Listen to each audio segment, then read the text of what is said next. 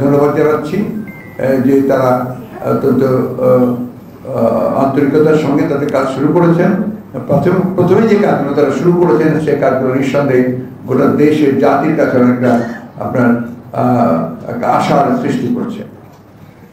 আপনারা জানেন ইতিমধ্যে সুপ্রিম কোর্ট থেকে 4জন না 5জন হয়তো 6জন বিচারপতি পদত্যাগ করেছেন। নতুন একজন প্রধান বিচারপতিকে বোধহয় নিয়োগ দিয়েছেন প্রেসিডেন্ট, তাই না? নতুন না, আগেই ছিলেন ভারপ্রাপ্ত প্রধান বিচারপতি হিসেবে নিয়োগ দিয়েছেন, তো ভারপ্রাপ্ত নিয়োগ দিয়েছেন। এটা আমরা মনে করি যে গণতন্ত্রের জন্য এটাও একটা অত্যন্ত সুখবর, কারণ যে অবস্থা সৃষ্টি হয়েছিল আপনার বিচার বিভাগে সেটা অনেকাংশে একটা মুক্ত হবে বলে আমরা বিশ্বাস করি।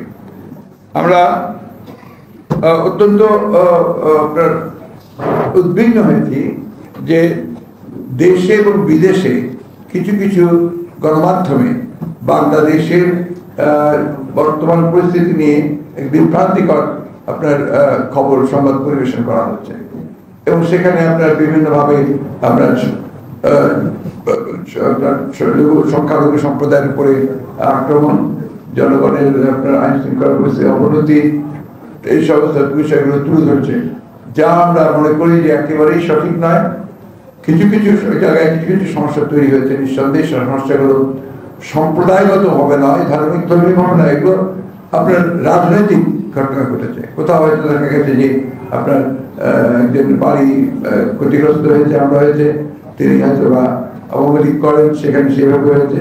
এটার সঙ্গে কোনো রাজনৈতিক দলের, বিশেষ করে আমাদেরকে জড়িয়ে একটা আপনার অপপ্রচার চালানোর চেষ্টা করা হচ্ছে, এটার আমরা তীব্র নিন্দা জানাচ্ছি। একই সঙ্গে আমরা স্পষ্টভাবে বলতে চাই যে এই ধরনের কোনো ঘটনার সঙ্গে বিএনপি জড়িত নয়, বাংলাদেশের কোনো সুস্থ স্বাভাবিক রাজনৈতিক দল বা ব্যক্তিও জড়িত থাকতে পারে না।